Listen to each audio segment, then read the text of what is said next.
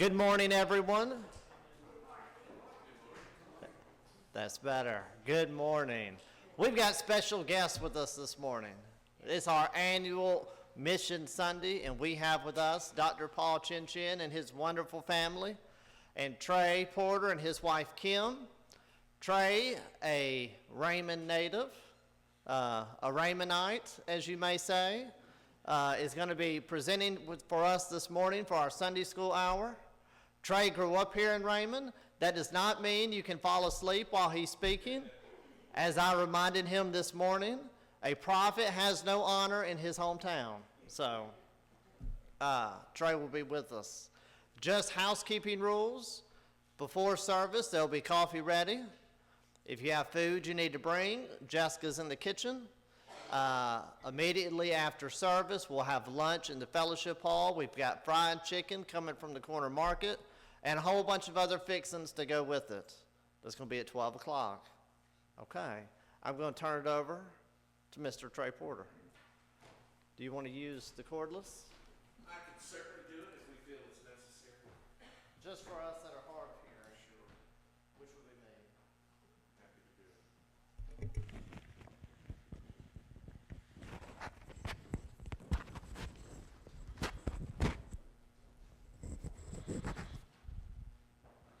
Can everybody hear me? Oh, that's plenty. That's plenty of volume. Well, Zach, thank you very much for inviting us and specifically inviting me. It's where'd he go? Oh, there you go. It's an honor to be here, not only because I get to represent ABC, but because I get to do it in my hometown. And you're right, I'm a Raymondite, proudly representing the town I grew up in, and so it's an honor. Thank you very much. I don't know how much y'all know about African Bible colleges, so I thought in my time with you this morning, I would give you a little bit of a history, sort of tell you what we do, where we do it, why we do it, and then maybe that sets the table a little bit for Paul and his sermon at the 11 o'clock service. So here we go. We're off and running. I am Trey Porter. I do want to introduce my wife, Kim Porter, came with us today. I am from Raymond. I've been a part of African Bible colleges for about 3.5 years. I came on originally as head of a fundraising campaign that we are now wrapping up.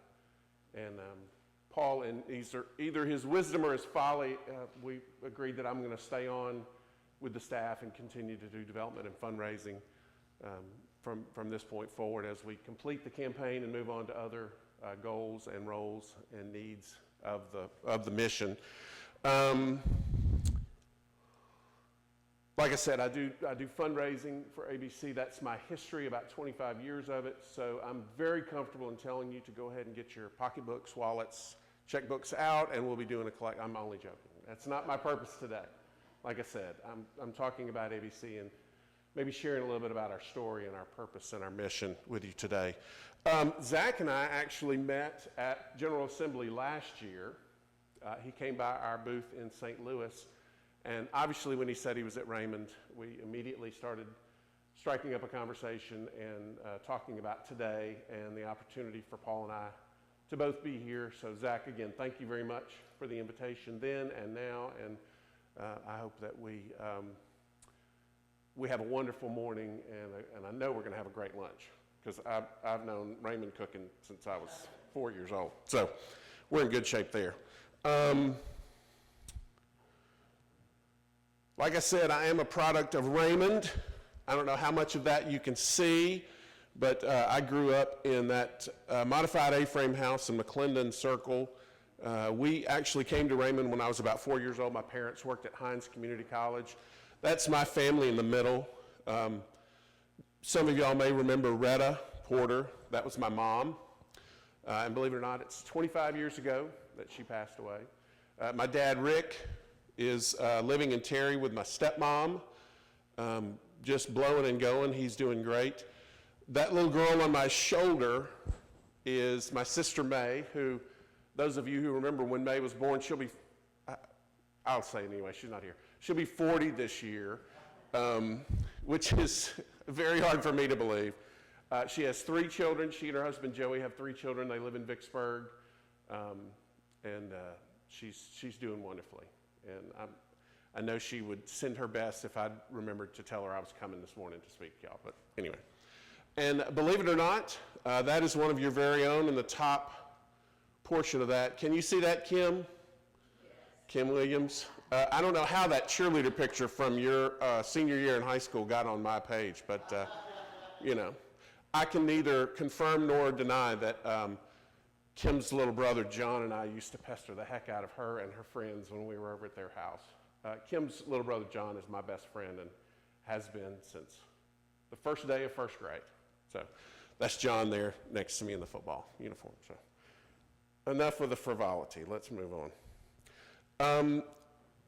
Like I said, I'm not sure how much information y'all have about African Bible colleges, but we operate 3 universities on the continent of Africa. You can see the 3 locations: Liberia in Western Africa, Malawi was our 2nd campus, and Uganda was our 3rd campus. And let me get my pointer because I'm going to show y'all something here in a second.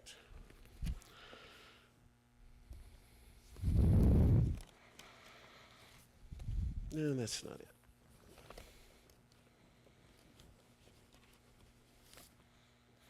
Well, I can't find it in my bag, so I'm just going to have to give you directions. I am one of the few people not named Chinches who has actually been to all 3 campuses. Paul pointed out that originally, and the more I thought about it, the more I was amazed by it, because if you think about it, there's about 3,400 miles of distance between Liberia to Malawi. And you may say, okay, well, you know, it's all the same continent. People can hit all 3 of those campuses. Just to give you a frame of reference, 3,400 miles is roughly the same amount of distance between Mississippi and Ellesmere Island. Does anybody know what Ellesmere Island is? No? Never heard of it? Ellesmere Island is the northernmost inhabited, constantly inhabited location in the world. It's up above Canada. There's Canada, and then you go all the way up. It's just west of Greenland, that little island at the top. It's only 500 miles from the North Pole. So if you think about it from the framework of Mississippi to Ellesmere Island, that's quite a trek. And that's the same way with our first 2 locations, our first 2 campuses, Liberia and Malawi. And just for reference sake, from Malawi to Uganda is around 1,000 miles as the crow flies, so that's not an easy trip either. But I've been honored to be at all 3 of those campuses. So why Africa? There are roughly 1.3 billion people on the continent of Africa today. And by every estimate, about half of them identify as Christians. 1.3 billion people just on that continent, and half of them identify as Christians. So that's a very simple answer to why. Why are we in Africa, and why do we do what we do on the continent of Africa? Again, just to give you some framework, these are the various countries and continents that you can fit inside the boundaries of Africa: China, India, United States, Eastern Europe, and so on and so on. It is a vast, vast continent. And we need to create not just leaders for the continent of Africa, but Christian leaders for the continent of Africa. And that is the main goal of African Bible colleges and our mission work there. So I had the good fortune of visiting our original campus, Liberia, in 2018. I joined the team, joined the family in July of 18. And then in October, I got to go to Liberia and officially become, you can't read the sign, but it says Paul Chinches and team. That was the greeting that we got at the chapel that night when we arrived. So I officially became and team when I arrived in Liberia in October. It was a beautiful greeting. And I understand it's sort of the way that the Liberian people do it. They met us literally at the gates of the campus with flowers. There were dozens of people there. It was in the evening just before it got dark, and so I got a glimpse of the campus, and it was a wonderful experience. It was a wonderful start to my time in Liberia and spending time with those people. Who did I find when I arrived? I found some of the most generous, kind, tender-hearted people that I think I've ever met in my lifetime. They want to learn, they want to grow as Christians, they want to change the future for themselves and for the people in their communities. They were starved not only for the gospel, but just for knowledge and growth and education. And that's why they knew that they had to come to a place like African Bible colleges in order to get that. Like I said, the population is about 1.3 billion people. Almost half of them identify as Christian. That averages out, I believe, to about 32,000 people a day who come to Christ. That's a lot of work for the ministers, for the pastors, for the people who support that Christian explosion, that Christian growth. So we want to train Christian people, godly people.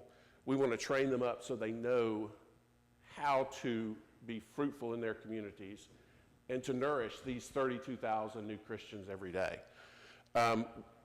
We certainly have a large number of pastors on our enrolled at ABC, teachers, people who could be sort of directly in the ministry, but we also have people who are studying business, who are studying community relations and community activities, people who are studying radio and TV. We want Christian leaders in every aspect of African life so that they can have that gospel-centered connection to the people around them.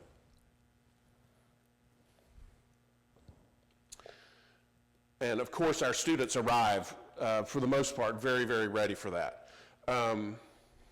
Like I said, they're hungry to learn and to grow. They're dedicated to Christ. The dedication to the gospel and to Christ and to the studying of the gospel is amazing to me. And they want to be change makers. That's a term that we use a lot at African Bible colleges, change makers. They want to be change makers for those who live around them. That's Christian and non-Christian alike. When they graduate, when they leave, they are, they do amazing things. Some of the stories that we hear about what our graduates have done or what they're in the midst of doing are just inspiring. There's very few words other than that to describe it, just inspiring. They do things on the smallest scales, from starting home churches to the largest scales, like working at places like World Bank and changing the educational lives of people around the world. And they're all Christ-centered.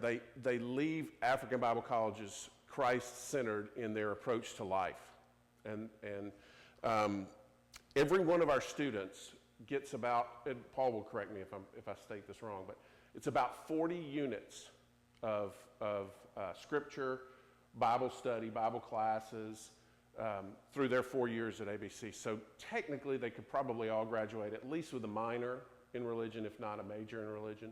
But that's 40 units that every single student gets in their 4 years at ABC. So obviously their experience at ABC is gospel-centered. So they're able to take that experience out into the world, whatever they choose to do, whatever profession they embrace. We go to chapel every day. We have spiritual emphasis weeks every year. I had the good fortune of being in Liberia when we were doing the spiritual emphasis week there in 2018. They do special projects in their communities. They're encouraged to go to the local churches along with the faculty that's there to go to the local churches. So the gospel remains ingrained. And every once in a while we'll get a question from somebody that says, well, you started that way, but you can't possibly be that way now. No, it remains it remains the focus of ABC in our education, is that it be scripturally centered. I'm going to tell a little of the history and do so very nervously because the family's sitting right here. But if you'll allow me, I'll give you a little bit of background as to where ABC started, why we started, and then going from there. We started really with the inspiration of Paul's dad, Reverend Jack Chinches. He and his wife Nell co-founded ABC. And his legacy has been an amazing one, not only through ABC, but just through his activities around the world. Jack passed away in 2019. It's a wonderful funeral. It's on the internet if y'all ever have a desire to hear it. It's an amazing service. But even today, his impact is still being felt all around Africa for sure, and really probably around the world with the legacy of the students that he helped bring to college and to ABC. The family came to Liberia in 1970. They actually answered the missions call of a pastor from Africa named Gus Marwia. And it's a great story. I think it's in your mom's book. He was there for their missions week, and every night he would make a call for someone to come forward and be a missionary in Africa. Come forward every night. Come forward, be a missionary. Well, the last night, Nell looked at Jack and said, Jack, I think he's talking to us. I think he's calling us to be missionaries in Africa. And so that's what they did. They went. And originally, Reverend Chinchen was there to teach pastors, do pastor training in the jungles of Liberia. It was not an easy life, and Paul's got great stories about that. While Pastor Jack was literally carving his way into the jungle to their location, building bridges over rivers and creeks and whatnot, Miss Nell was starting schools. She was doing community health centers, although I don't think she had any medical training, but she was caring for the people that they encountered. And they literally carved their way into the jungle and into the hearts of the people in Liberia at that time. So they were there several years, and I believe they did a summer vacation in a town called Yekepa, Liberia, sort of the northeastern portion of the country. And God began to speak to Reverend Chinchen and say, you need to do more than just train pastors. You need to create a Christian college for this country, for these people. And so that's what he began to do. They, like I said, they identified this area of the country and began to work towards getting land in that it was a beautiful area. It's a resort area in the mountains of northeastern Liberia. And they began to carve what became our first campus, African Bible Colleges of Liberia in Yekepa. And they had the wisdom, too, when they formulated the organization itself, they called it African Bible Colleges right from the start. Even though we just had one campus that they were currently working on and creating. From the very start, they identified it as African Bible Colleges. Because I think maybe Jack and Nell knew that God wasn't just going to be settled for one university, one campus. They were going to want to do more. So ABC in Liberia, and really all three of our campuses, modeled after the outstanding Christian colleges of our country, of the United States. As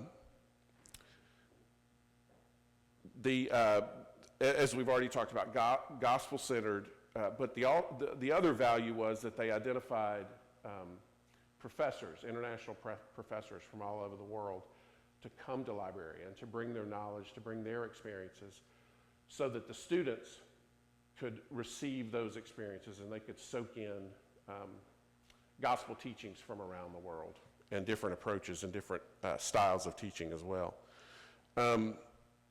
It's one of the most beautiful places I've ever been to. It's literally carved out of the jungle, but the attention to detail for that campus alone is amazing. What Jack and Nell and their team were able to do from the very beginning. it's very breathtaking. I wish you could see better some of the pictures that we'll have here. But it is a beautiful place to be and a beautiful place to visit. If you ever want to take a mission team, Zach. Like I said, I was there in 2018, and I did have the honor of speaking during the Spiritual Awareness Week. That's me in the wonderful chapel, filled to the brim with people. I was almost as nervous then as I am today, but not quite, because none of those people grew up in Raymond with me. So, but anyway, it was. You know, people say it all the time. It was as good for me. It was better for me even than for the people that heard me. It truly was for me to be in the presence of these wonderful Christians, to worship with them, and then to have the honor to talk a little bit about a scriptural passage with them was an honor. It really was an honor. We got to go to a Liberian church. One of our graduates has I would say a mega church. It's like 3,000 people, I believe, who attend the church. We got the opportunity to worship there. All-day event. We started, I think, at 7 in the morning, and we had 4 services, I think, throughout the day. This is me. You can see the blue, at least. That's a portion of the choir. And, of course, I gravitated to the choir. I married an amazing singer. I can carry a tune, member of the choir at our church. So I gravitated to the choir. And the choir was filled with really all young people. I would say all under the age of 25. And it was so gratifying because I don't know how much of the history of Liberia you know, but they spent nearly 20 years in a civil war. And it impacted not just one, but probably 2 full generations of Liberians. And to see these young folks in the midst of worship and just deeply involved in it and immersed in it was a blessing, an absolute blessing. And by the way, those are the kind of students that we want at ABC, and those are the kind of students that we recruit at ABC. So a little bit about the area. Yekepa is a mining town, one of the finest, purest iron ore in the world can be found in the mountainsides in the Nimba Range right outside of Yekepa. So when the Civil War came, all of that was shut down for about 18 years. Then in 2005, and I'll talk about it a little bit more detail, but we went back in and reestablished our university because we had, everybody had to get out. It was not safe.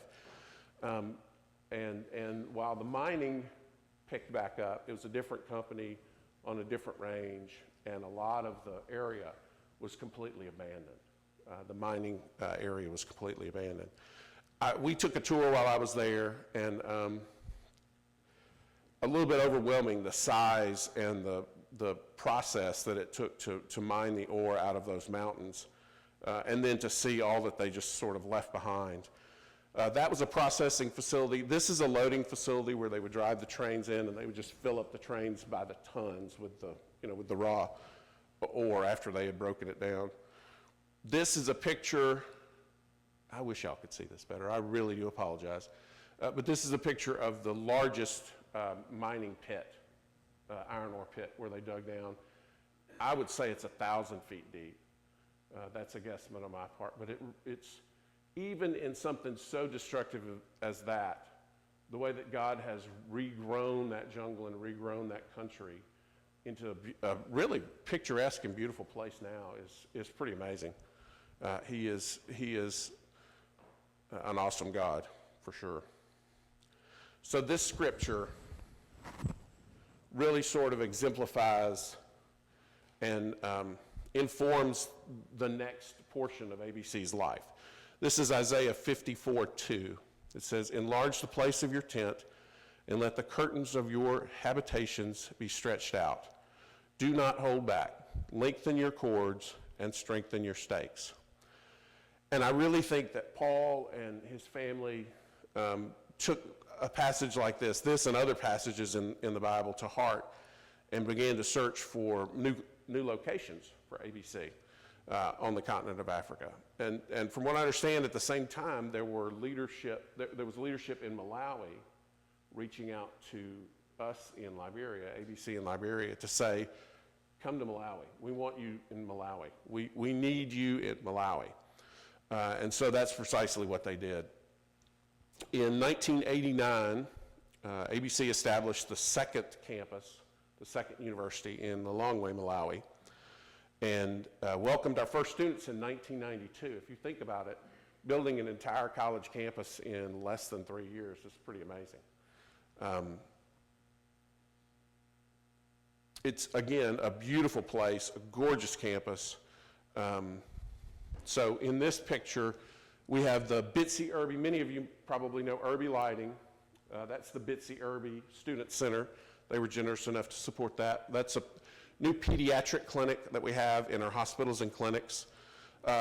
Bottom right is our chapel. It's an amazing place to worship. And then bottom left, that's just Paul and Laura's front yard. And it is gorgeous. I probably took 20 pictures of their front yard just because of the beauty of the fauna and flowers and everything. We were there at a wonderful time to be there too. So again, they were crazy enough to ask me to speak during chapel when we were there in 2019. We went in December of 2019, and you can all remember what happened a few months later in 2020 with the pandemic. So that was the last opportunity for me to go to Africa.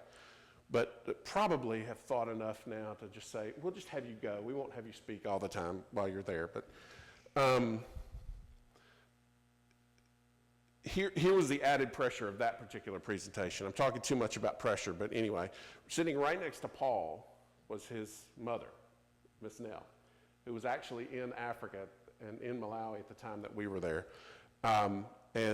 Between she and Paul, they know more theology than anybody I know. So, you know, I was very, very careful to just stick right to my notes on that particular one.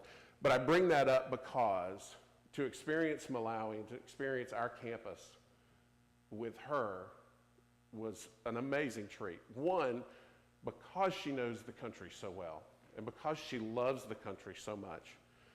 But two, because I think everybody in Malawi knows Miss Nell. I really do. We didn't do anything. We didn't go anywhere. Even the airports and the airport in South Africa, where she wasn't calling people by their first name and they weren't saying, oh, Mama Nell, you know. So that in and of itself was a treat for me. And she's in her mid-90s, still blowing and going, probably bugging Paul to get back to Africa as soon as possible, because I think she really thinks that's home. That's home for her. Even though she grew up in Mississippi, I think Malawi's home. So once again, we got to worship at one of our graduates' churches. It's a wonderful experience. I took a video of their collection when they did the offerings. You'd be inspired. The way that they are so generous, one, but just the joy and exuberance of that offering time was pretty amazing.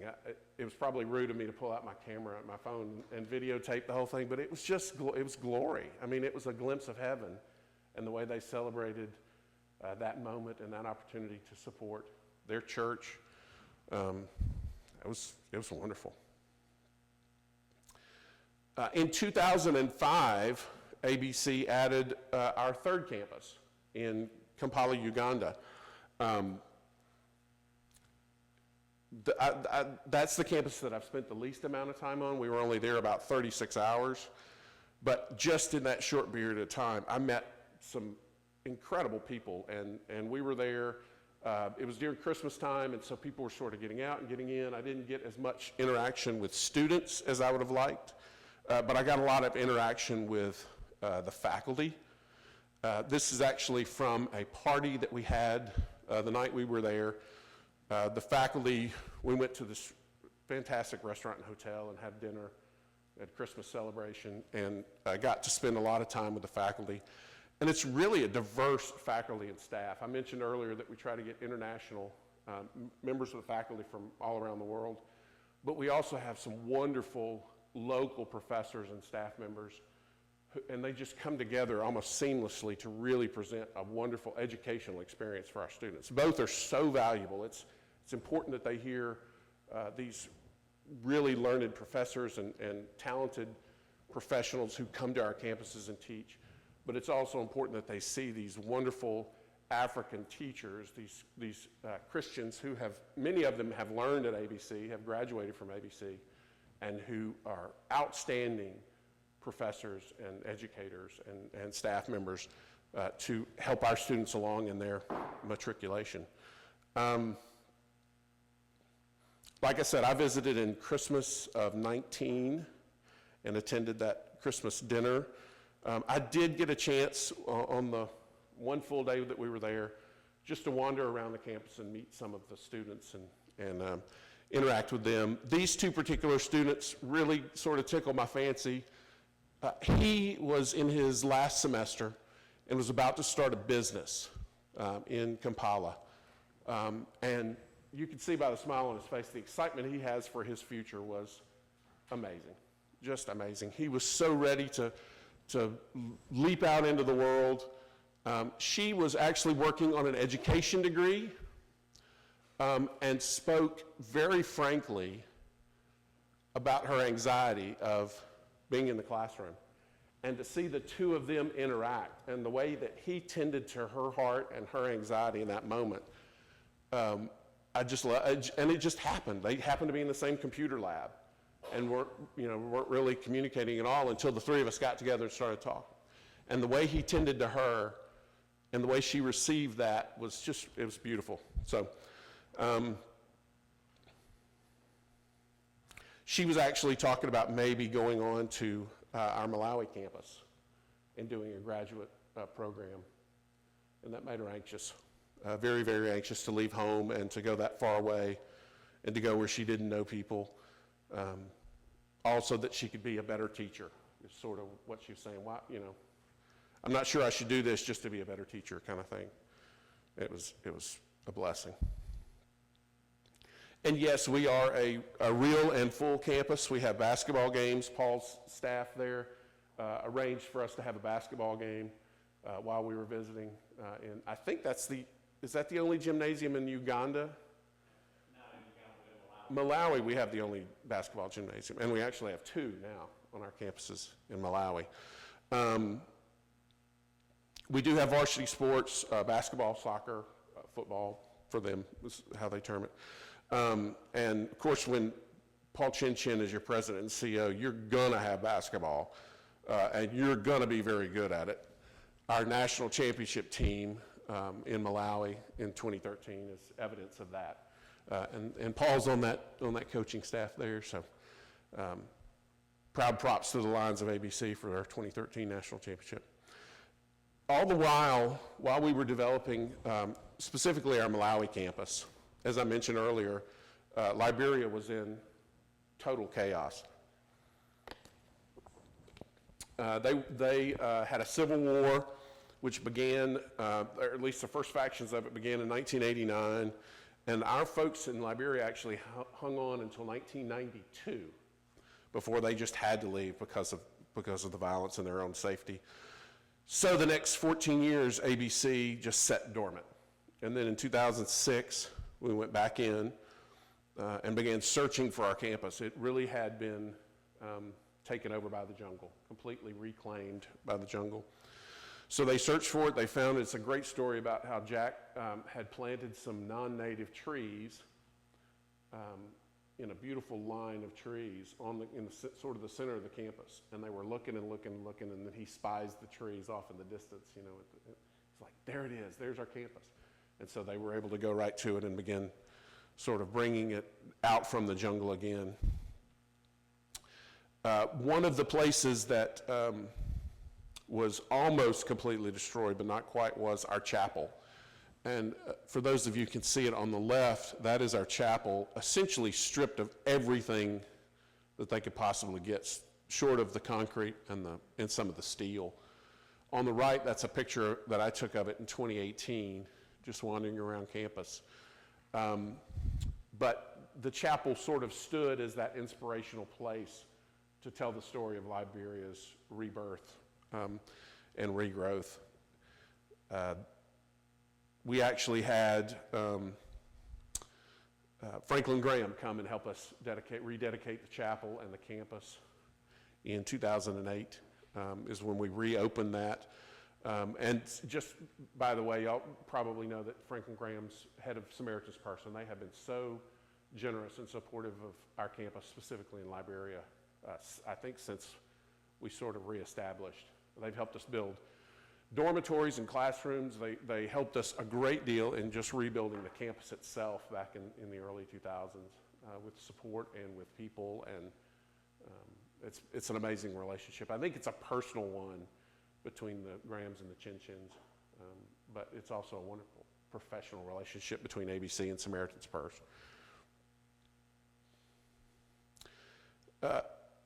And I really, really don't want to overlook the hundreds and hundreds, if not thousands of people who've come to ABC's campuses for short-term mission trips and other purposes to help us either develop or, in the case of Liberia, redevelop our campuses. We have so many church groups that we work with. We've got a team in our San Diego office, and a lot of their time is spent communicating and working and training short-term mission groups from churches around the country. Those are vital visits. Those are vital relationships that we have with churches. I would love one day down the road, Zach, if that's in y'all's future, for us to have those communications about a short-term mission trip from Raymond Pres would be just awesome. Again, I mentioned earlier that we benefited from some outstanding professors and staff. These are just two who have come on a number of occasions to ABC and taught at our Malawi campus. And they've done everything from help us create curriculum for new programs as we've added new degrees and whatnot. And they've literally been on roofs to help repair roofs and build buildings and whatnot.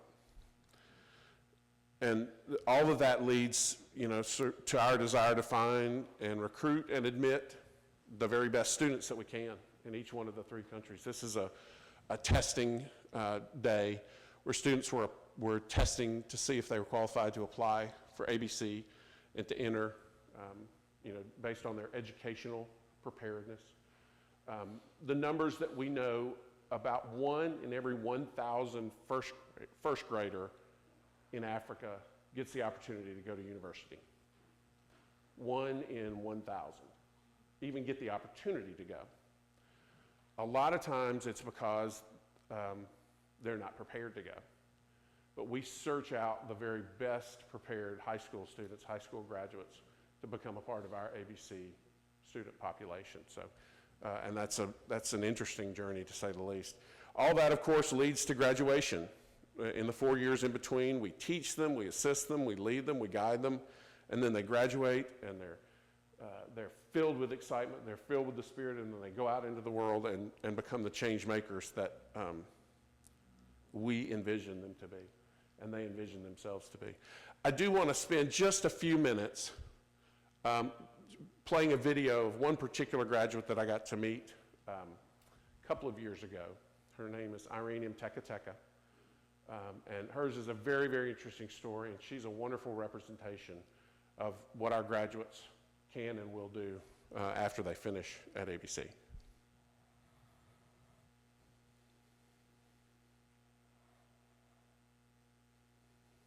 Hello, my name is Irene Mtekateka, and I graduated from ABC in 2013.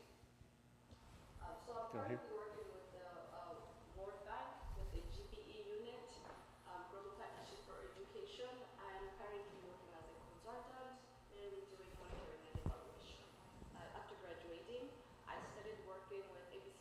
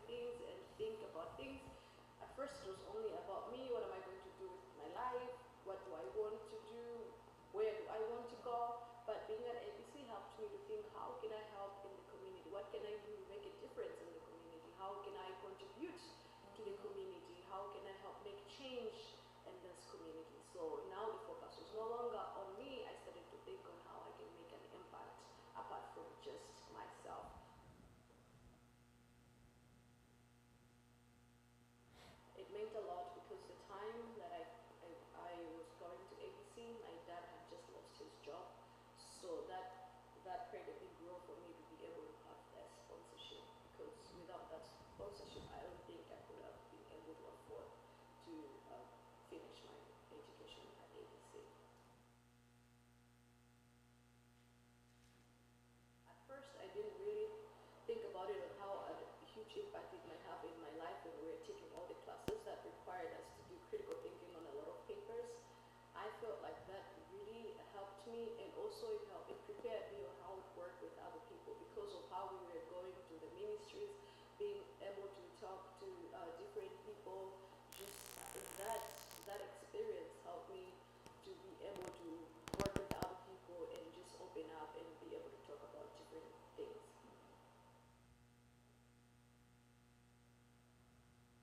I feel like most of ABC graduates have the integrity, so many people that you can trust.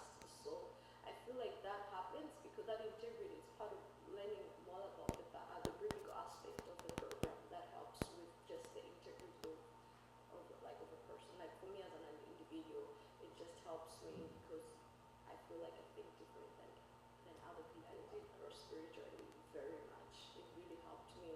Even going to chapel every day, we took that for granted, but I learned that there were so many things that I learned during that time that I miss, that I never thought I would miss. You know, we were feeling like, oh my gosh, I have to go to chapel again, but now I'm like, okay, those are moments that we're not supposed to take for granted.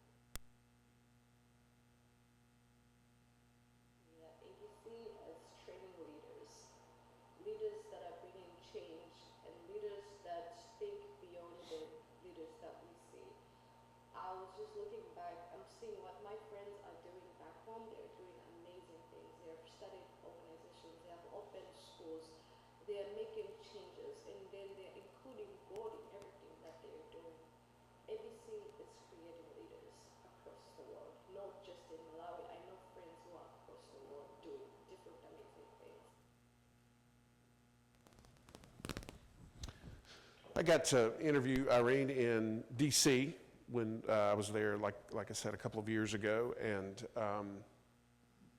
I was inspired all over again. I was inspired when I met Paul, and we talked about this mission initially, and then inspired all over again when I really got to meet somebody like Irene and realize what she was doing with her education at ABC and the way she was being able to impact people around the world. She's involved in their global educational funding, what World Bank does in providing educational support. She's an integral part of that team that actually goes around the world and they find people in need of educational support, and then they provide it on a global level. So she's a great young lady. Hello, my name is. So this is Matthew 9:35. And Jesus went through all the cities and villages, teaching in their synagogues and proclaiming the gospel of the kingdom and healing every disease and every affliction. I think as soon as Paul took over leadership of ABC, and that was 2008, thank you, he took this scripture to heart and said, we need to be doing more within our mission than just the education. So almost immediately we started establishing new aspects of the mission. We have the ABC hospital and clinics in Malawi. Right now, we're delivering more than one child a day in our hospital in Malawi. The need in that community for the medical support that we're providing is amazing. What we were able to do when the COVID crisis finally came to Malawi, that was in the first few weeks of January of 21, we almost instantly became a governmental COVID treatment site. The government saw what we were doing in our hospitals and clinics and said, we're going to name you as one of our official governmental sites for treatment and tell people to go there. And so just the thousands and thousands of people that we're able to support through the hospitals and clinics there. We've got our ABC hearing clinic that we added a number of years ago. We're now training audiologists on our campus. In fact, the first 4 audiologists in the entire country were trained through our program, if I remember the numbers correctly. We had 2 audiologists come in and do the training. They received the Certificate 1 and Certificate 2 in the country, and then our students got 3, 4, 5, 6, I believe is how it worked. We have radio and TV established on all of our campuses. We've got TV station in Malawi. We've got radio stations in all three of the campuses. And the gospel reach of those TV and radio is really unmeasurable. I mean, there are thousands of people throughout Africa every day who hear our Christian messages through our programming, through things like Bible College for Radio, which was established in Liberia by Jack and Nell decades ago and still remains today. It's online now, so if you ever want to do any kind of studies of Scripture, we have Bible College by Radio online now. Ours was the first non-governmental television station in Malawi's history. When they finally decided to open up and allow non-governmental TV, the only one that they gave rights to was African Bible Colleges. Obviously, we have that Uganda Communications Commission as well, and their approval of our radio there. Just see some of the images of our media program and the work that they do. We have the ABC Christian Academy, which is, I think, probably Laura's baby. It is a unbelievably excellent K through 12 school that we have in Malawi, and it's designed for not only for the expats, for those who are in Malawi from other parts of the world, our own faculty included, but about half of our students are local as well. And so these students are getting this amazing education, and theoretically they could go from K through college on our campus, K through 12, and then go to African Bible College and get their college degree after that. It's about 300 students that we have in that program, and it's an amazing curriculum. One of our students and member of our staff now is Brave Lifa. I don't know if you can see, but that's Michael Phelps. Brave actually swam representing the country of Malawi in the 2016 Olympics and swam against Michael Phelps. He did not win. Michael Phelps did win, but he was very excited to meet him. And then this is a picture of Brave and I always like to point out, Brave's smile is bigger when he met me than he met Michael Phelps. I'm just saying that. African Business Institute, an amazing program that we started about 5 or 6 years ago. It was designed initially to help Africans who wanted to start their own business. It's an incubation program, a 1-year incubation program. We are now in the process of finishing up the redesign of that, and it's now going to be an MBA program, a 2-year MBA program for postgraduate students in Africa, both in Malawi and Uganda. We're located in both of those countries. I mentioned already the significant outreach that our students do.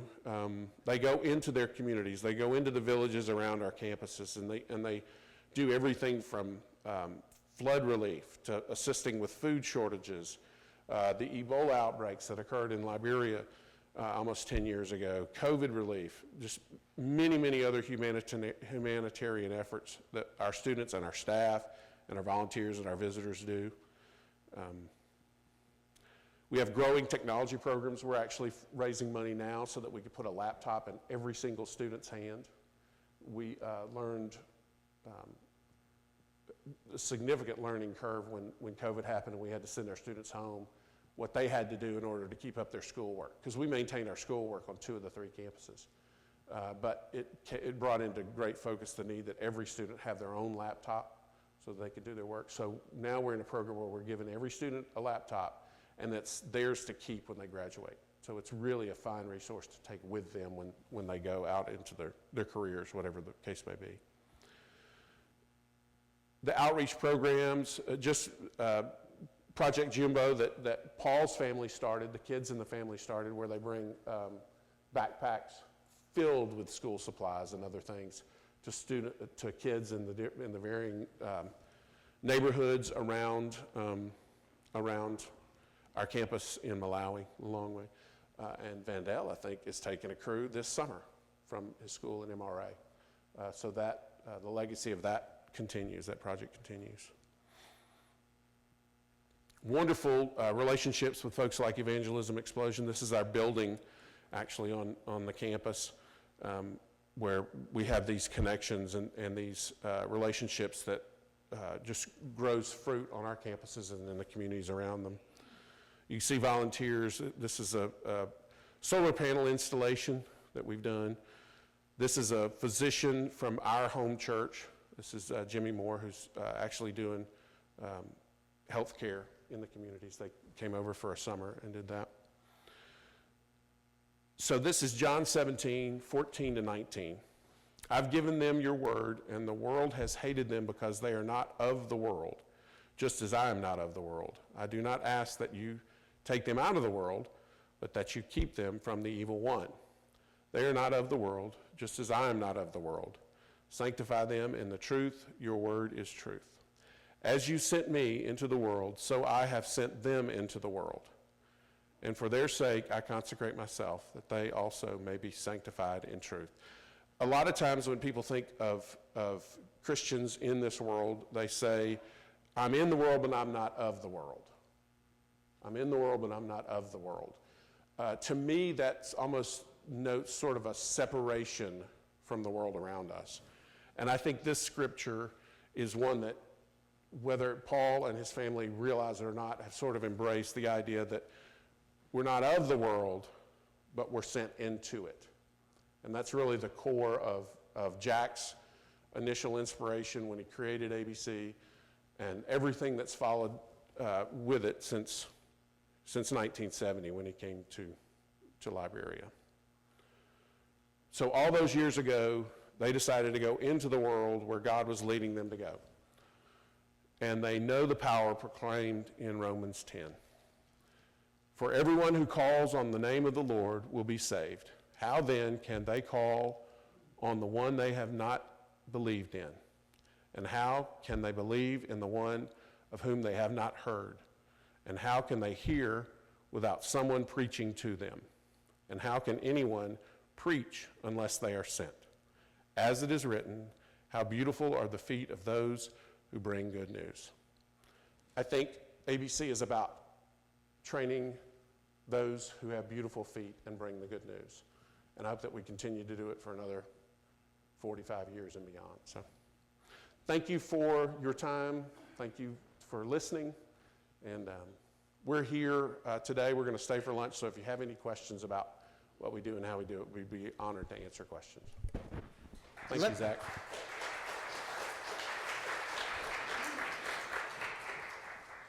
And let me open the floor. Does anyone have any questions for Trey? I have one. Yes, sir. If we want to do a short-term mission trip, Miss Joy's dying to go to Africa, and so is Martha Ferguson back there. And your daughter. And my daughter, Mm-hmm. yes. Yes. What does that look like for us? So you would spend a bit of time, obviously, organizing locally. We'd identify a time probably in the next year or 2 years out so that y'all can really sort of zero in on what you want to do, where you want to go, what you want to try to do while you're there. And then you'll spend your time, predominantly spend your time on our campus. We've got different activities that we do with short-term mission groups, maybe in a village or maybe on the campus itself, maybe with our students, depending on the time of year. And then obviously we try to build in some things that are exciting and fun for y'all to see as far as sightseeing and other things like that in Africa. So. Okay. Y'all heard that, didn't you? Nobody's jumping up to say amen. Amen. Thank you. And a warm thank you to Reverend Baird for the invitation for Trey Porter and myself to both share with you this morning during Sunday school and now during your service this morning. Very, very nice to be back here with you. It's been a long time since I was here when Reverend Buck Moselle was your pastor in the mid-late 1990s was the last time I would have been here to share a service with you. But nice to be here with some of my family. I'm going to ask them to stand briefly. Laura, if you and your nieces and Vandell will stand and turn around. My wife, Laura, is from San Diego. We met at a Christian college in Los Angeles, Biola University. She's a mother of 5 children. Our last 3 were born in Africa. And Laura runs our African the ABC Christian Academy, our day school ministry in Malawi. And next to her, these are my 2 nieces. Janelle in the white sweater is a student at Mississippi College. She's in there, she's doing a master's in exercise science. And next to her is my niece, Julissa. She's at Reformed Theological Seminary doing a master's in biblical studies.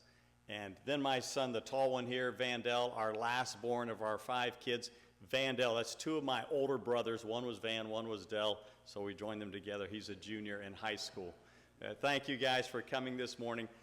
These two girls, my nieces, their sister was in 8th grade. I was 6 years old when our family first went to Africa in 1970. My dad was pastoring First Presbyterian Church in Picayune, Mississippi at the time, and their mother was one. My parents had 7 children at the time, 1970. 3 of them stayed here in the States. 4 of us went to Africa.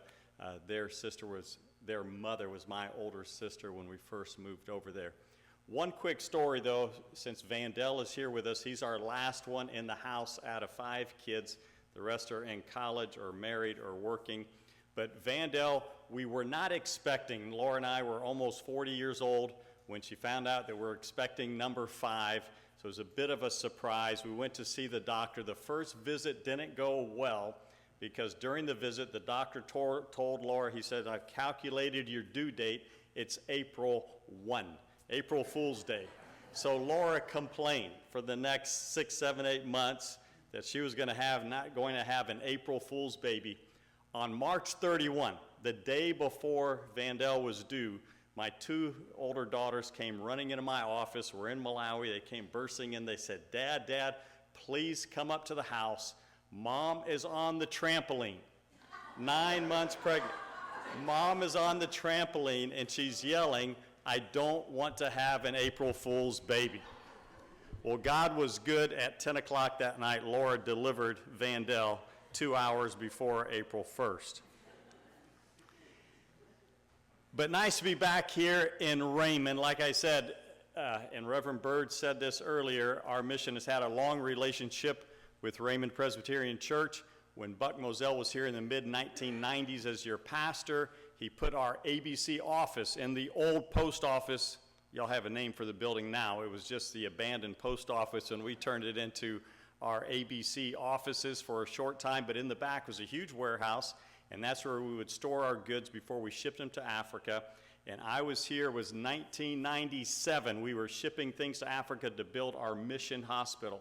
We were about to open a new mission hospital there, and we had enough supplies there to fill 4 big shipping containers. So every Saturday, it was spring of 1997, every Saturday I'd bring a group of friends from my home church, this First Presbyterian Church downtown. I'd bring some guys from my Sunday school class, and we would load a container 4 Saturdays in a row. So at lunch one time, I bought them all pizza to say thank you for helping us load this shipping container going to Africa. We're sitting right here on the back steps of the church, and I start telling them a story about a break-in we had at our campus in Malawi, and where these 6 armed robbers came on our campus. They tied up our guards and then busted into a missionary's house, beat him up, shot out the front window, shot into the ceiling. That night, while this is happening, our house is only 3 houses down. We're hearing all of this going on. So I go running out of my house. I don't have a gun, so I grab 2 kitchen knives. And coming across the yard is my brother-in-law, Steve, and he sees me with my 2 kitchen knives. He goes, Paul, you really are going to a gunfight with carrying kitchen knives, aren't you? So I'm telling these guys from Mississippi this story, and they're flabbergasted. They said, Paul, you live in Africa and you don't have a gun? I go, no, I don't have a gun. They said, you need to have a gun. They said, look, you guys get. So Mark Baird, 2 of the Baird brothers were there. Mark Baird, Jim Baird's sons, Mark Baird and Knox Baird. And Mark Baird says, okay, all you guys pitch in, we're buying Chinches a gun. So they all put in $20 each. Knox gets in his truck. And I said, Knox, this is a Saturday. Where are you going to find a gun on a Saturday afternoon? We're shipping the container out in a couple hours. He said, Paul, we're in Raymond, Mississippi. So sure enough, 30 minutes later, he comes back with a big old shotgun that he loads in our container. So now Chinches has a gun in Africa, thanks to the good people in Raymond. But I did want to say again, Trey took the Sunday school hour to give an update about what's going on at African Bible College. He did a great job of telling the story of African Bible College in Africa. But I want to say what a great pleasure it's been to work with a son of Raymond, Mississippi. He and his wife Kim are members at First Presbyterian Church. That's where my mother and her family, the Robertsons, have gone since my mother was born. So that's our home church. But nice not just to have somebody that's from our home church, from our hometown, who knows people all over Mississippi, but also an experienced fundraiser. Trey Porter worked for the state of Mississippi 20-something years. He did 2 big projects. He raised money for their big children's hospital, the Big 2 Museums project. That was Trey Porter that headed up that capital campaign for the state. But after that time with the state, he walked away and he said, I want to do something besides raise money for the state of Mississippi to spend. He said, I want to do something that's more meaningful. And so that's when I found Trey Porter through one of our elders at First Press, put me in touch with him. But how great it's been to work with somebody who loves the ministry of African Bible College, who loves every place I've taken him. As Trey said when he was up here, he's one of the few people in the world not named Chinches who's been to all 3 of our campuses around Africa, but he's gotten to know our staff, know our student. He loves what he does and how encouraging it is to work with him every day. And Trey didn't mention, but he's just finished up, or you did mention it briefly, a very important capital campaign for our mission, because between our 3 colleges, the mission hospital, 4 radio stations, we have a lot going on in Africa that needs funding for. And one of the important things, it was during the COVID time when we realized the need for our students to have laptop computers. It's unfortunate, but here in America, we take it for granted.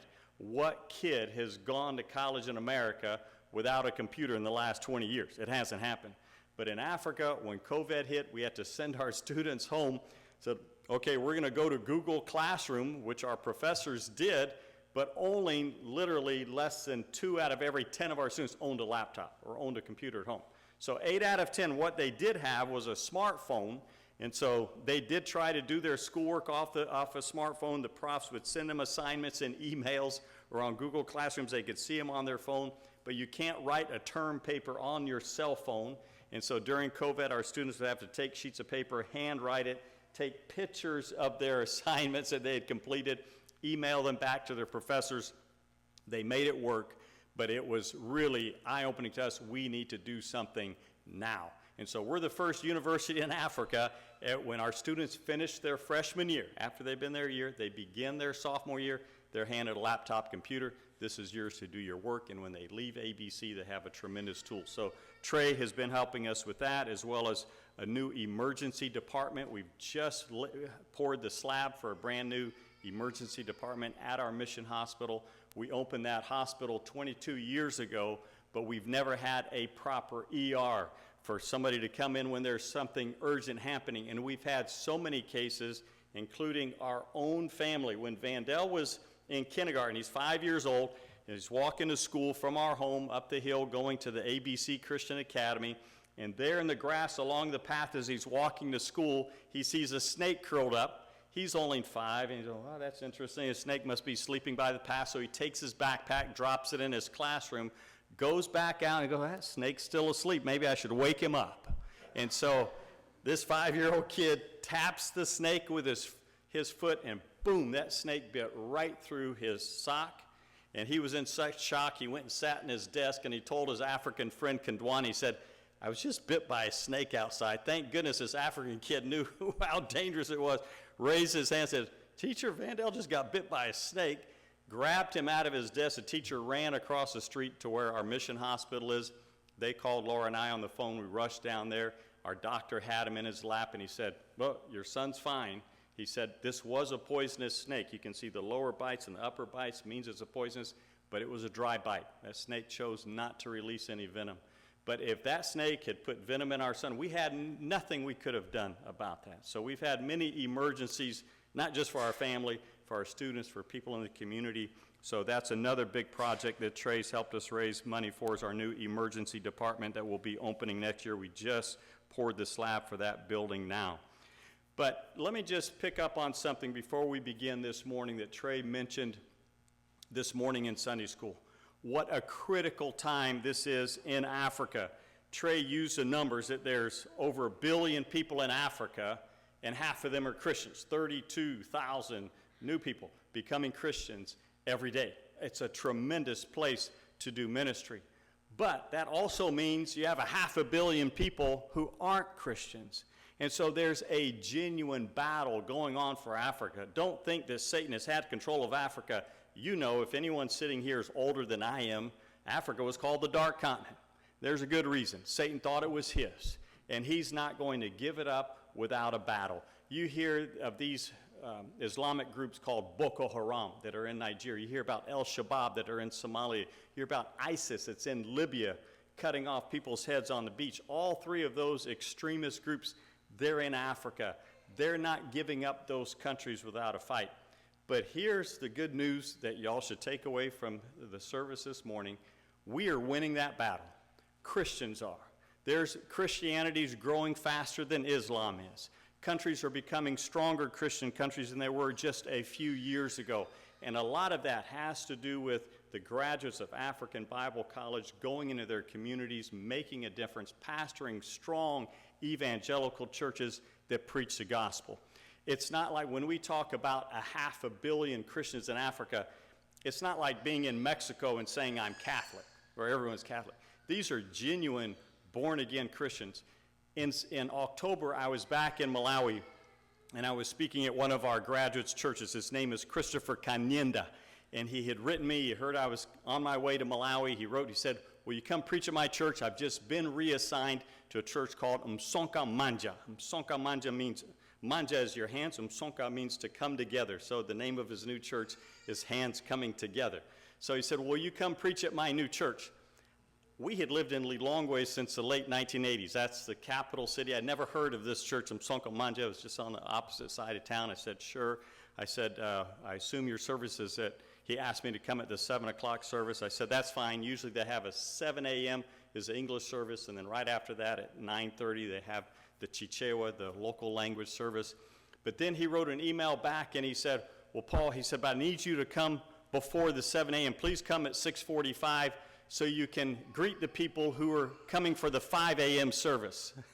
So in all my time in Africa, I've heard of 6:30 services and 7 a.m. I've been to them, I've preached, I've never heard of a 5 a.m. service. So I get there early, and as I'm driving across that town that morning, I'm kind of thinking, like, who in the world got up at 5 in the morning to go to church? And maybe there'll be 6 or 8 people there, but anyway, I've already told them I'll come, so I'm happy to do this. So I get to the church, so I walk in, they're closing out at 6:45, the 5 a.m. service, and the church is full. This is a church that seats probably 800-900 people. The church is full. And so I greet those people. The 7 a.m. service starts. That church is also full, so I'm telling Christopher, I said, well, thank you for inviting me. I said, I was really impressed. He says, well, you can't go home yet. He said, we have one more service, the 9:30, and he said, if those people hear that you greeted the people at the 5 a.m. service, you preached at the 7 a.m., and you didn't stay to say something to people at the 9 a.m., they're going to feel very bad. So I said, okay. So I go to his house, drink an orange Fanta. 30 minutes later, he brings me back in to greet the people at the 9:30 a.m. service. But and that service was also full. So 3 services in a row on a Sunday morning, a church that I've never heard of in 20 years, over 2,000 people. And these are strong Christians, young Christians, getting up early in the morning to go praise God. So this is something that we can be very grateful for, that in Africa we have a church that's booming. And this is an important time, as Trey said this morning, to be putting out strong Christian leadership. There's nothing more that Africa needs than the kind of leadership that we develop at African Bible colleges. Well, this morning I'm going to be reading out of Matthew 9. If you want to turn there in your Bibles to the very bottom part of that chapter, we'll be reading just the last few verses. But the passage we're going to be reading, and it starts at verse 35, it's about Jesus stopping what he's doing to listen to people, to help people, and to also share the gospel. Jesus stopping, listening, helping, and sharing the gospel with people. All of you have seen problems in your community, in your town, in the state of Mississippi, in the United States. You've seen things and you wonder to yourself, or you say to your spouse, you go, why isn't someone doing something? That's the title of my message this morning. Why isn't someone doing something? Do something. I have an identical twin brother. My name is Paul, his name is Palmer, and he's a pastor at a church in Arizona. And when he first moved back from Africa, he and his wife were in Malawi for a number of years with their children. They moved back to Arizona. He was driving a friend of his to the airport. He dropped him off at the airport, And after he dropped him off at the Phoenix airport, he's driving on the freeway on the interstate. He had just moved his family back from Africa, and he sees on the interstate, Arizona's 110 degrees in the middle of the summer. He had just moved there, but he sees a car broken down, the freeway, 4, 5, 6 lanes of traffic, and they're all going around this car that's stopped in the middle of the freeway.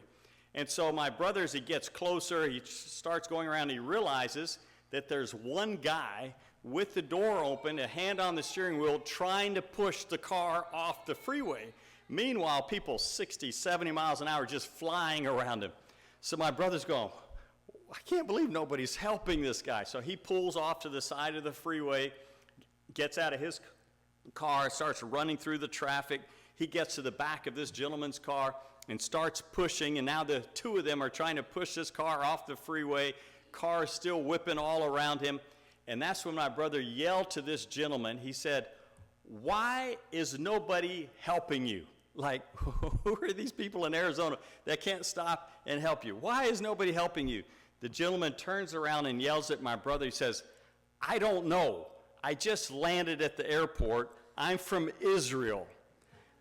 But the question is, why isn't someone doing something? Sometimes I think we become so concerned with the theological aspects of Scripture that we forget about the practical, the tangible, the empirical, the fact that Christ actually expects us to do something. Because this is the example that Christ left us. Everywhere Christ went, he was doing something. Yes, he preached the gospel of the kingdom, but Christ also fed people when they're hungry. He healed them when they were sick. He gave sight to them when they were blind. Everywhere Christ went, he was taking care of people's spiritual needs, but he was also addressing their physical needs as well. And that's what this passage is. We're going to be reading verses 35 through 38. But when you go home tonight, you really should read all of chapter 9. There's some exciting chapters in the Bible. This has to be at the very top. Last summer, my kids were begging Laura and I, please take, all our other kids were here from college. They said, we want to go see this new movie that's coming out, Godzilla versus Kong. And so they begged us all summer. Finally, we go to see Godzilla versus Kong. When you left that movie after 2.5 hours, you're worn out.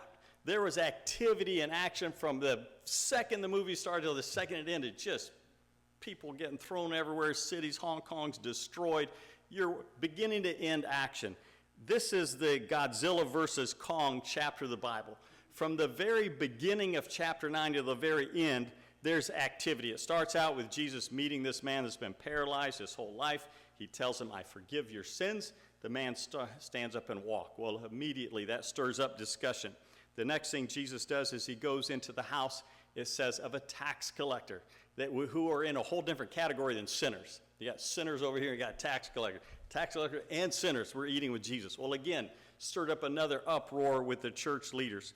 After that, after his meal, a gentleman comes to him and said, please come and heal my daughter. She's very sick. He's a leader in the synagogue. The same synagogue leaders that had just been arguing with them, one of their other leaders come and say, please come heal my daughter. She's about to die. As they're rushing across town, a lady grabs Jesus' robe. She's been bleeding for 12 years. She says, please heal me. So he stops. He heals her. He gets to this gentleman's house. The daughter has passed away. He says, no, she's only sleeping. He goes in and he raises her from the dead. Then he, on his way leaving there, he finds 2 men that are blind. He gives both of them their sight back. He finally goes into this house and he's sitting down. It says, and they come into the house. They say, Jesus, please come outside. There's a man who's mute. He can't speak. So Jesus goes outside and goes, okay, we got 2 problems here. He has the demons and he's mute. We got to cast out the demons first, and then he gives the man his speech back. All of this is happening before you get to verse 35.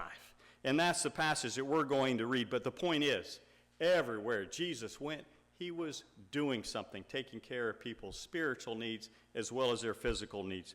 Verse 35, as Jesus went through all the towns and villages, teaching in their synagogues, proclaiming the good news of the kingdom and healing every kind of disease and sickness. Then when he saw the crowds, he had compassion on them. That actual literal translation of that passage means, and Jesus' heart was moved with compassion. That's how that should be interpreted, because they were weary and helpless, like sheep without a shepherd. Then he said to his disciples, the harvest is plentiful, but the workers are few. Therefore ask the Lord of the harvest to send out more workers into his field. Everywhere Jesus went, Jesus was addressing spiritual needs as well as physical needs. Laura and I found this when we first moved to Malawi. I just finished my first semester at RTS. We got on the plane. We had a new 5-month-old baby. We're going to Malawi. We're going to start building this new African Bible College campus. We're there to train Christian leaders. We weren't thinking about the needs of the people in the community at all. We were there to do a very specific job. And as you know, most Americans are very work-oriented people, very assignment-oriented people. So that was my job. But it wasn't long before we realized there were genuine needs in the community around us. And it started with our workers. So I hired 80 or 90 men that were working on 5 or 6 buildings at a time as we built the college campus. And the first thing we did before we could start construction was to bring in city water. So we laid these big 9-inch lines coming in from the city, got it to the campus, got faucet points around so we could do construction. And the next morning, after the water was turned on, one of the workers comes and he says, I've brought my wife. Do you mind if she takes some water back to the village? And the village was a good 2 or 3 miles away to the closest point of the village. I said, yeah, sure. If she wants to carry water 2 or 3 miles, sure. The next morning we open the gate. There's 8 or 10 ladies there waiting to get water. Do you mind if we get water to take back to the village? Oh, yeah, have some water. The next day there weren't 8 or 10, there were 20 or 30. The next day, 50 to 60. Pretty soon we had almost 200 ladies every morning when we opened the gates at 7 a.m. to let the workers in, waiting there for water. You can't just come and teach the gospel without also taking care of people's physical needs. It's the same with starting a mission hospital. Your church kept our supplies here that we were shipping to Africa to open our mission hospital. But we realized in this community, no one on our side of town was treating people for malaria, for bilharzia, for schistosomiasis. If anyone was sick, they had to go all the way across to the opposite side of town, had to pay money for 2 buses, almost a full day's wages to get to the government hospital. They would wait all day with raging +5 malaria, and then the doctor would say, sorry, we don't have malaria medicine, here's some aspirin. This happened again and again. And so when we opened our college campus, we realized for our staff, for our students, but for the people in this community, we need a mission hospital. So that's when we built the mission hospital 10 years after Laura and I arrived in Malawi, and we put that name on the front gate. It says ABC Community Clinic. This is for all of you. And I can't tell you what a feeling it is to be at that hospital, and our doctor will call me in and says, come and see this. We have a hearing clinic where a little boy, they'll find him in the village. He hasn't had hearing his whole life, but they found some residual hearing, so they order and they make some hearing aids for him, and they say, watch us turn them on for the first time. You've never seen anything like it in your life. A 12-year-old boy, they turn it on for the first time, and they start clapping their hands. They hit the table. Anything that can make noise, they start hitting it, and then the tears just start coming.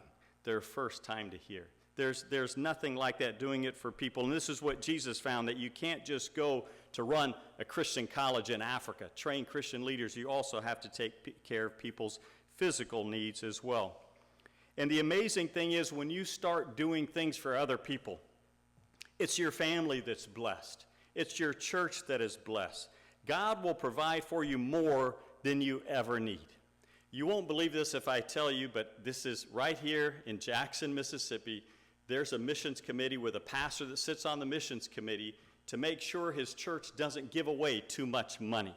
This isn't some faraway place in California or Ohio. This is in Jackson, Mississippi, where a pastor actually thinks, if I sit on the missions committee, they won't give all the money away so we can spend it on ourselves. What he doesn't realize is, when you help people outside of your church, when you help people around the world, that's when God opens up and blesses you. One of the greatest examples, people use the phrase of a missional church, is my twin brother, the church that he started in Phoenix, Arizona. It's called The Grove. And you can go there on any Sunday out of the year, and you'll feel like from the minute you get out of your car until you get to the church that you've walked onto a college campus job fair day.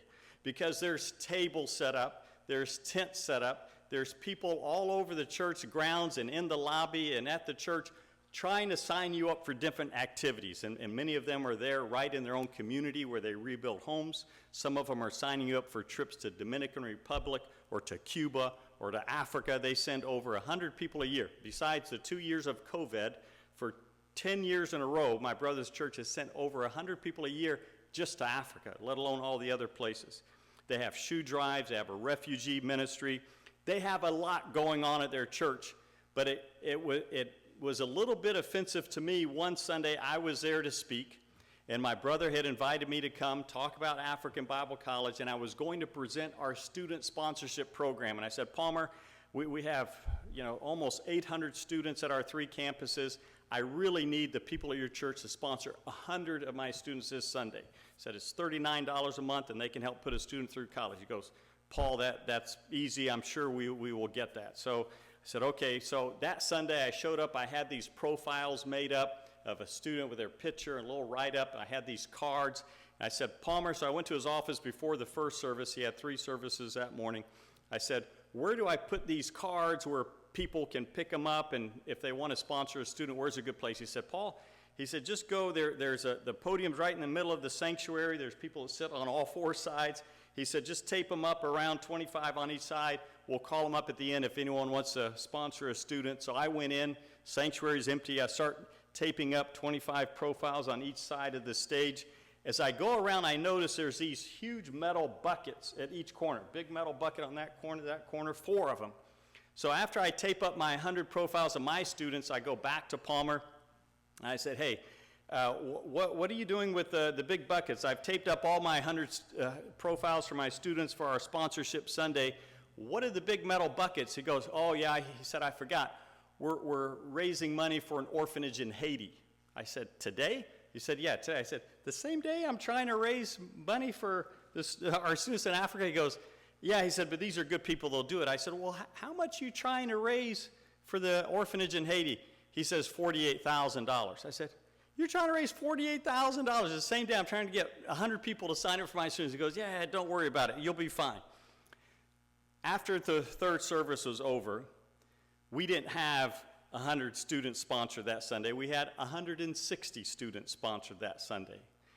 And they didn't raise $48,000 for their orphanage in Haiti. They raised $54,000 was given that Sunday for their orphanage in Haiti. And so what you find out is that God gives you much more than you can expect when you start doing things for other people, for when you start reaching out to what other needs are in your community and around the world. I think a lot of people ask the question, well, how can I make my church grow? And people write books on church growth strategy. And I tell them, you know what? All you have to do is turn your people inside out. They start putting their attention on people in the rest of the world, and God will bless and reward them, and that draws people to your church. So everywhere Jesus went, this is how he operated. Jesus was doing something. He was turning himself inside out to the world. There's 3 things I wanted to point out this morning about doing something, and the first one is do something you love. Do something you love. When people come to work with us in Africa, whether it's a short-term trip or whether they're coming to work there full-time, the first question I ask them, one of the first questions is what are you passionate about? What do you enjoy doing? Because if you're excited about what you're doing, you're going to attract other people to you.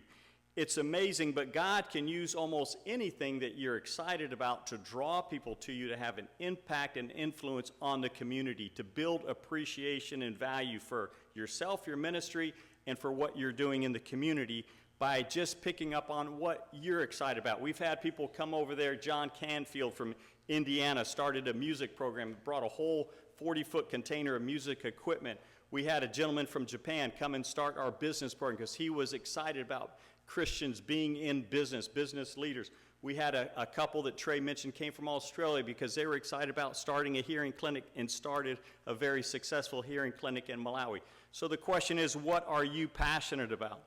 When I first went to Malawi as a young missionary with Laura and our 5-month-old baby, I was a big basketball fan. I wasn't a great basketball player, but I was a huge basketball fan. I'd gone to college in Los Angeles. Magic Johnson is back-to-back championships. And so I got to Malawi. We built our college campus. The first year we opened, I'm going, okay, you know what this college really needs is a basketball team. So I put together our very first basketball team. I don't know how many of you ever seen a movie, a Disney movie called The Air Up There. But it was just like the movie filmed in Kenya, The Air Up There, where these guys, half of my players had never bounced a basketball. The first basketball game they ever played in or that they ever watched was a game that they played in. So our first season, it was a rough one.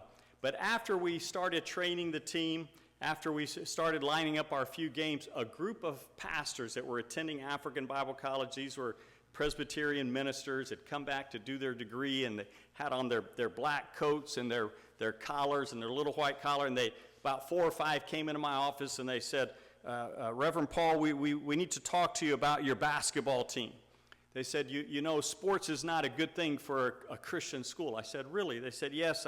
They said there's 2 problems in sports. And they said, one, there's too much drinking. People that play soccer, people play basketball, they're boozers. They said the other problem is there's too much witchcraft. Here in Africa, everyone wants to win, and so they'll put mankwala in their socks, they'll put sumu on their waist. This is a very bad thing to be involved in sports. We don't think a Christian college like African Bible should be doing sports and have a basketball team. So I listened to these older pastors, and I said, well, thank you, but you know, we're going to try this for a couple of years. If our students start the boozing and witchcraft, we'll probably have to stop the basketball program. So we continued that first year. We were terrible. We lost most of our games. But as Trey said in Sunday school, we had the only gym in the whole country. So I told my players, there's 2 things. You might not be very good, but you should never miss a free throw. The bed that you sleep in is less than 30 steps from the front door of the gym, so you can practice free throws anytime, and I can get you in shape so we can be faster than anyone else, and at the end of the game, we can run further than anyone else. So sure enough, we were a very fit team, a fast team that could shoot free throws, and the next year, we go to the championship game, year 2, we win the championship game, and so they have this big trophy, African Bible College, they have big award ceremony handing us the award. But the sponsor, just like the pastors had warned us, the sponsor for the national championship tournament was Carlsberg Beer. I don't know if any of you have ever seen the slogan for Carlsberg Beer, but probably the strangest marketing slogan you've ever heard. Very unsure of their own product. It's probably the best beer in the world. For 40 years, Carlsberg's never changed their slogan. Probably the best beer in the world. So they had sponsored our tournament. So they said, here's your trophy. And then they point to the corner, and there's 10 green cases of beer. And they go, and this is your team's beer. My players are like, I'm going, no, you're leaving the beer here. So we took the trophy, we walked away. But here's what happened.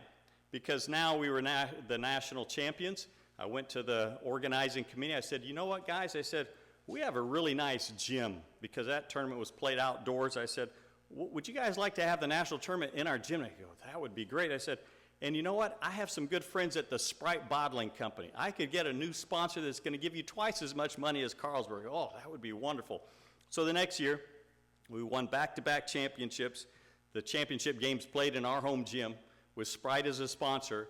And the point is not that you want to find more sponsors with more money, but you can't have an influence on people unless you're involved with them, unless you're part of what they're doing, unless you're passionate about what you're doing. And here's the end of that story, is it didn't end with us winning a couple championships. It didn't end with ABC hosting the national trophy for the next 10 years. But after that, basketball became associated as the Christian sport. This is where good kids hang out. This is where good young people, and we would start doing our recruiting from the kids in the basketball league. The young people in high school, they wanted to grow up to be like the star players from African Bible College. We were like the Kentucky of the country of Malawi. And we were able to change the whole culture of basketball in that country. So, 2 important lessons from that. You can't change something you're not involved in. And the world is run by the people who show up. So do something you love. Number 2, do something engaging. Do something engaging. The point is, we talked to your pastor, Reverend Bird, was talking about doing a mission trip to Africa. You have to be there to experience it, whether it's a mission trip to Canton, whether it's a mission trip to Haiti or Belize. You have to be there to experience it yourself. I grew up, as Trey mentioned, in the deep rainforests of southern Liberia in a bamboo mat house with their mother, my sister.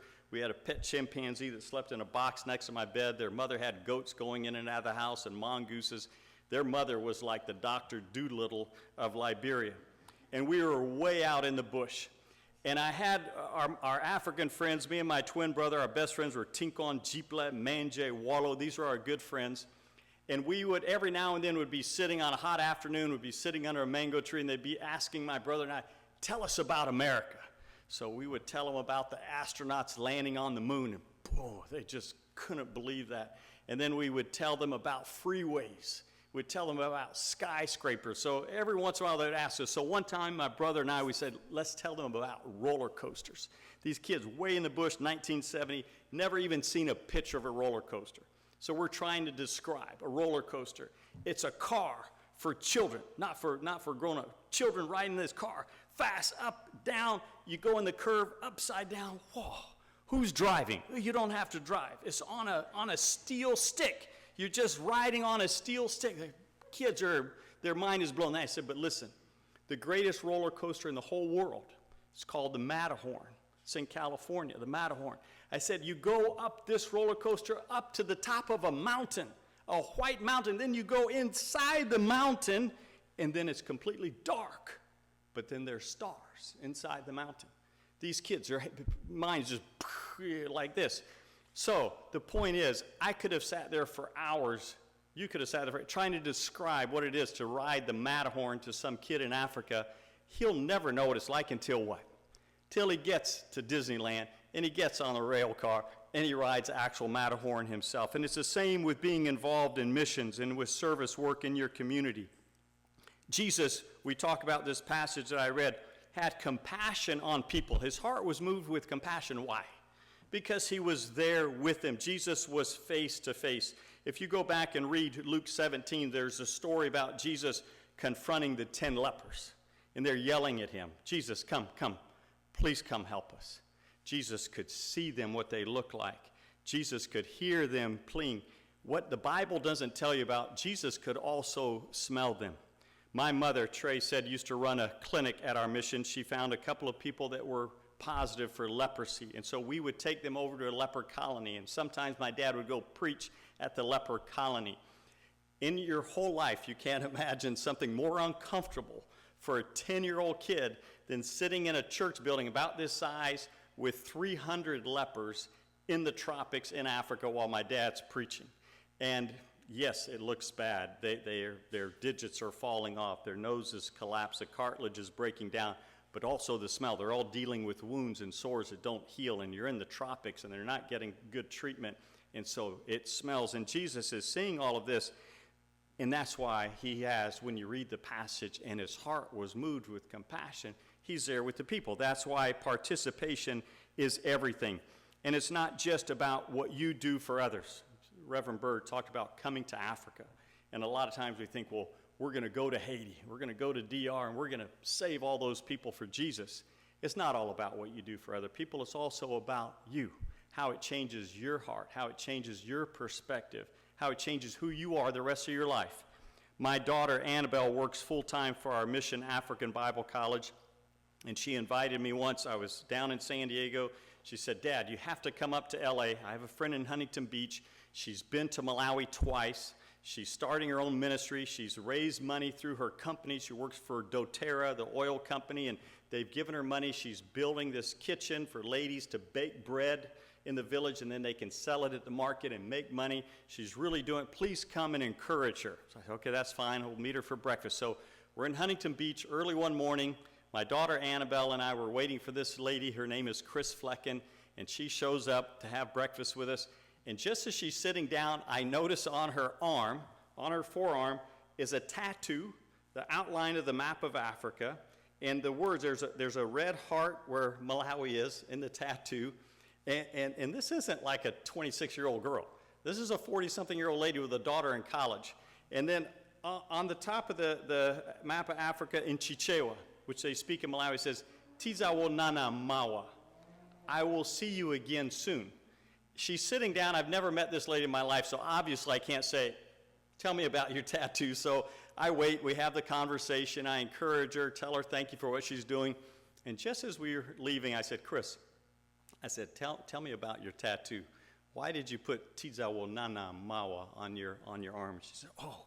She said, thank you for asking. She said, my first trip to Malawi, I loved meeting the ladies in the village. I loved being with them, and I told them I wanted to go back to America, raise money so I could help them with this project. And as I was leaving, they said to me, Tizawo Nana Mawa. And I had to ask your student that was with me, what does that mean? And Blessing said, oh, that means they will see you again soon. So she said, here, write it on a piece of paper so I won't forget. Well, she didn't forget. She put it on her arm. And then here's what she said to me. She said, Paul, she said, but you know what, my daughter who's in college, she has the same tattoo on her arm as well. So I know what Reverend Bird is thinking. I'm going to send my people to Africa. They're going to come back all tatted up. That's not what we want to happen. The point is, it's not all about what you're doing for the people in Africa or overseas or for someone else. It's about how it changes your heart. So do something you love. Do something engaging. And I'm going to finish with this last one just briefly. Do something now. There's never a perfect time for you to go and help other people. We would like to think there is, but Americans' lives are so busy. I can't imagine, if any of you knew Buck Moselle, I won't have you raise your hand, that was a busy man. From the time he woke up till he went to bed, he would call me. I'd come back from Africa. You see, you Americans are very much on your time-centered culture. We're very much an event-oriented culture in Africa. But Buck would call me 20 minutes before a meeting and say, Paul, are you going to be here on time? I'm going, Buck, at least give me time to be late before you start calling me asking if I'm going to be late. But we're a very time-oriented culture. And so when I start speaking to somebody, if I have a conversation with Reverend Baird about when is a good time to send a team to Africa, I tell them, just plan it. Just tell your people, you can come 18 months from now. Anyone will say yes to something that's 2 years out. I say, you have to set the date. If not, nobody's going to ever organize at the same time. There's no perfect time to do something. You don't have to wait until Hurricane Katrina hits to go help people down on the coast. The time is now. So do something you love, do something engaging, and do something now. Let's bow our heads and close with a word of prayer. Well, dear Lord, we do want to thank you that you have given us opportunities to serve you here in Raymond, to serve you here in Mississippi, to serve you here in America, but also a wide open door to serve you in Africa. We thank you for this church's long support of our work, African Bible colleges in Liberia, Malawi, and Uganda. We thank you for their support, for their prayers. We pray that you'll continue to sustain our work, but bless this congregation. In Christ's name we pray. Amen.